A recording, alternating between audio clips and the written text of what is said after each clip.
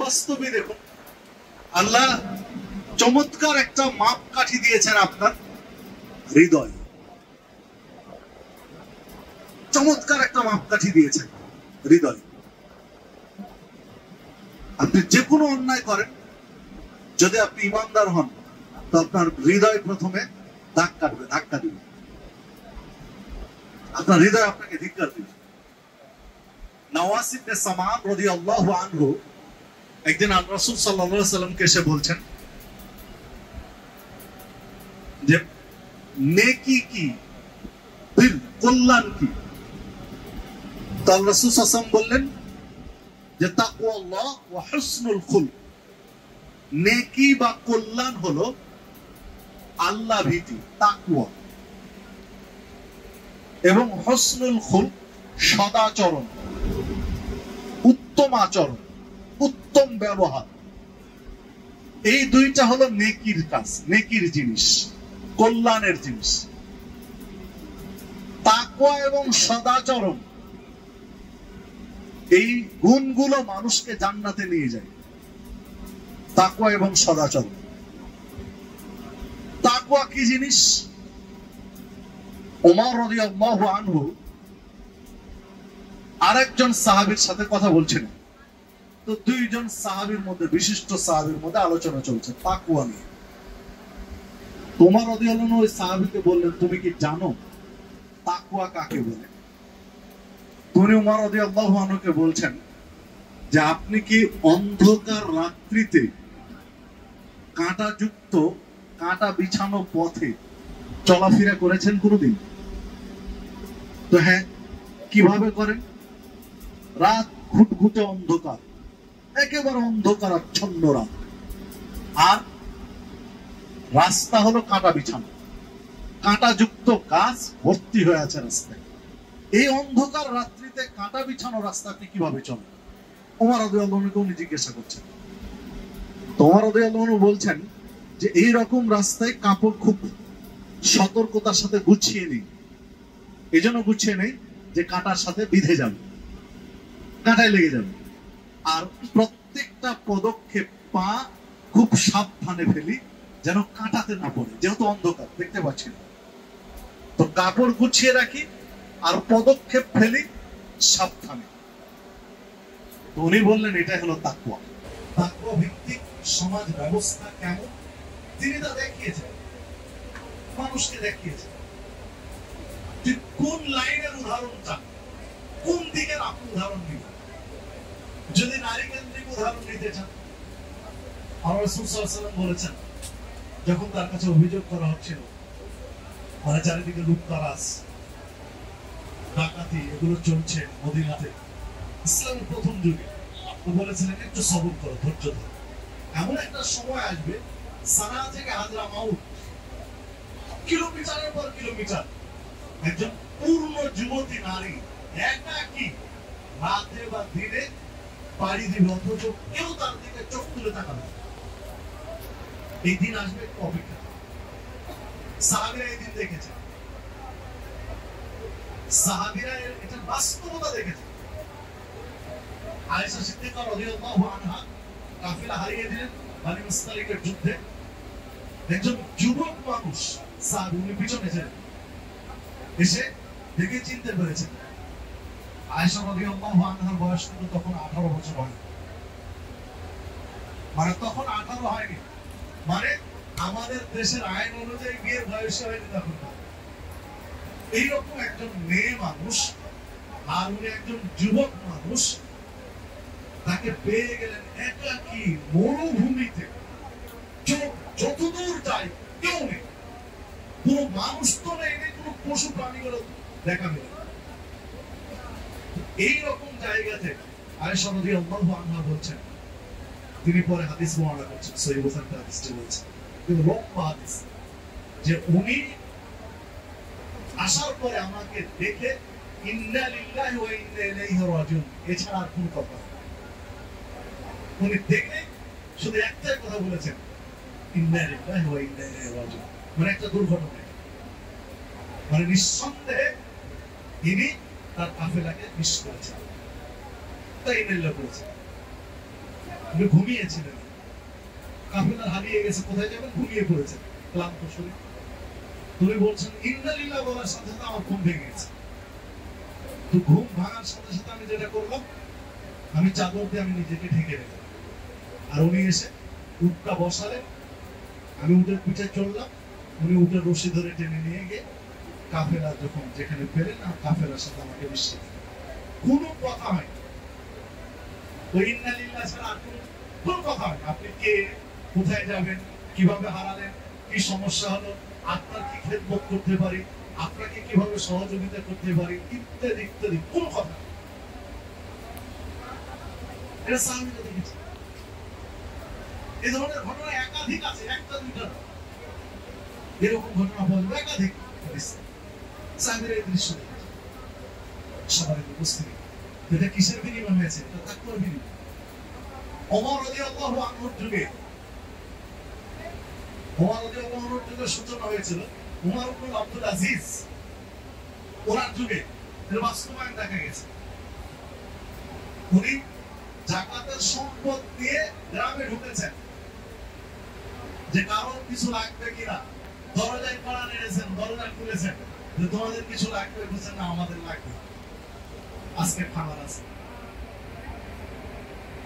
কালকে গতকাল আসলে নিতাম, আজকে খাবার ছিল না কিন্তু এখন আছে, নিবেন নেই, ভুলে গেছে। তাদের খাবারের বস্তা নিয়ে ঘুরে আছে বাড়িতে, আজকে আছে, আজকে চিন্তা আমি করছি, আগামীকালকে চিন্তা আগামীকাল। এই দৃশ্য তারা দেখেছে সোনালী যুগ, সবার উপস্থিতি। এটা কিসের ভিত্তিতে হয়েছিল? এটা তাকওয়ার ভিত্তিতে। এটা তাকওয়া ভিত্তিক সমাজ গঠন করেছিলেন, যার কারণে এটা সম্ভব হয়েছিল প্রত্যেকটা ক্ষেত্রে। আর রাসূল সাল্লাল্লাহু আলাইহি ওয়াসাল্লাম বলে দিয়েছেন, লা ইউমিনু আহাদুকুম হাত্তা ইউহিব্বা লিআখিহি মা ইউহিব্বু লিনাফসিহি। তোমরা পূর্ণ ঈমানদার হতে পারবে না, নিজের জন্য যা পছন্দ করো অপরের জন্য তাই পছন্দ করবে। এই মানসিকতা না হওয়া পর্যন্ত তোমাদের ঈমান পরিপূর্ণ হবে না। বলে দিয়েছেন যে নিজে যেটা ভালোবাসো আরেকজনের জন্য সেটাই ভালোবাসো। দেখেন বাস্তবায়ন শুরু হয়ে গেছে সমাজ। একটি বিষয় নিয়ে আপনাদের সাথে কথা বলবো।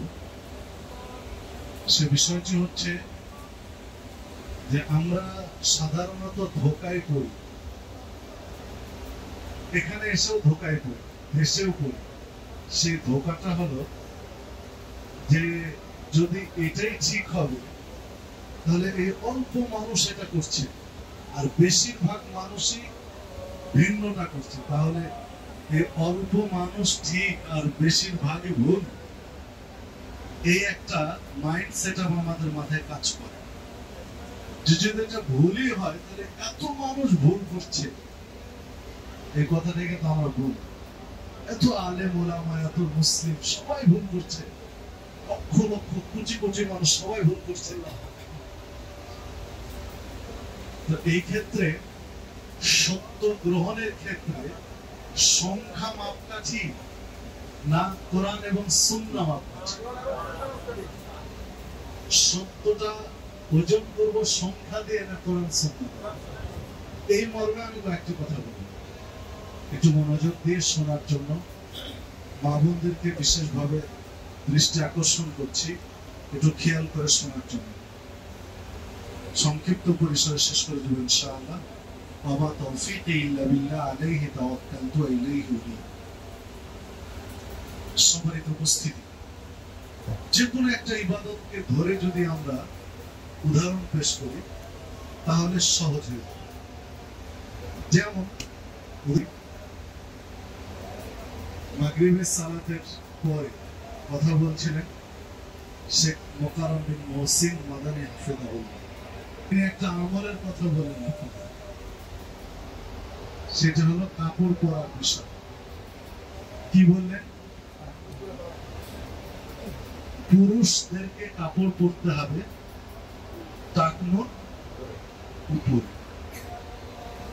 যে কাপড়গুলো ঝুলিয়ে পরা হয়, যেটা উপর থেকে ঝুলিয়ে পরা হয়, এই কাপড়গুলো থাকবে টাকনোর উপরে। উপর, এই কাপড় দিয়ে টাকনো ঢেকে রাখা যাবে না পুরুষ মানুষ। যেগুলো নিচ থেকে আসে সেটা এর আওতা মুক্ত। যেমন মোজা, মোজা ঝুলিয়ে পরা হয়, ওটা নিচ থেকে আসে, ওটাতে টাকনো ঢেকে থাকলে সমস্যা নেই। আল্লাহ রাব্বুল আলামিন তার নবী মুহাম্মদ সাল্লাল্লাহু আলাইহি ওয়াসাল্লামকে বলেছেন, ওয়া ইন তুতি আকতারা মান ফিল আরদ, যদি আপনি অধিকাংশ মানুষের মতামতের ভিত্তিতে চলেন, অধিকাংশ মানুষ, আকতারা মান ফিল আরদ, জমিনে যত মানুষ আছে তার অধিকাংশ মানুষের আপনি অনুসরণ করেন, নবীকে আল্লাহ বলছেন, তো ইউদিল্লুকা আন সাবিলি, তাহলে ওরা আপনাকে আল্লাহর পথ থেকে ভ্রষ্ট পথে, জাহান্নামের পথে নিয়ে যাবে। কারা? অধিকাংশ মানুষের মতামত। বেশিরভাগ মানুষের মতামত, চিন্তাধারা, পরিকল্পনা, জল্পনা, দিক নির্দেশনা মেনে যদি আপনি সমাজে চলতে চান, তাহলে ওরা আপনাকে জান্নাতের পথ থেকে জাহান্নামের পথে নিয়ে যাবে। আল্লাহ তার নবীকে এই কথা বলছেন, মানে অধিকাংশ মানুষ সত্যের মাপকাঠি নয়, এবং অধিকাংশ মানুষ গ্রহণ করতে চায় না। এই মেসেজ কিন্তু এই আয়াতে রয়েছে। সম্মানিত উপস্থিতি, দেখুন আমরা আরেকটা আয়াত যদি সামনে নিয়ে আসি, সূরা আরাফের মধ্যে রয়েছে। আল্লাহ রাব্বুল আলামিন বলেন, ওয়ালাকাদ যারানা লিজাহান্নামা কাসীরাম মিনাল জিন্নি ওয়াল ইনস। আল্লাহ বলছেন যে আমি অধিকাংশ জিন এবং ইনসানকে, অধিকাংশ মানুষ এবং জিনকে জাহান্নামে দিব। তাদের ফলাফল হবে, ফায়সালা হবে জাহান্নাম, অধিকাংশ। কেন?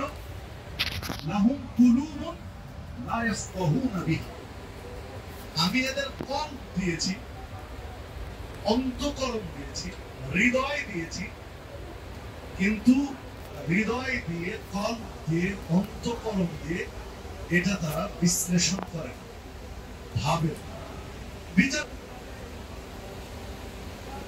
বাস্তবে দেখুন, আল্লাহ চমৎকার একটা মাপকাঠি দিয়েছেন আপনার হৃদয়, চমৎকার একটা মাপকাঠি দিয়েছেন হৃদয়। আপনি যে কোনো অন্যায় করেন, যদি আপনি ইমানদার হন, তো আপনার হৃদয় প্রথমে দাগ কাটবে, আপনার হৃদয় আপনাকে ধিক্কার দেবে। নওয়াস ইবনে সামাম রাদিয়াল্লাহু আনহু একদিন রাসূল সাল্লাল্লাহু আলাইহি ওয়াসাল্লামকে এসে বলছেন যে নেকি কি, কল্যাণ কি? তো রাসূল সাল্লাল্লাহু আলাইহি ওয়াসাল্লাম বললেন যে তাকওয়াল্লাহ ওয়া হুসনুল খুলক।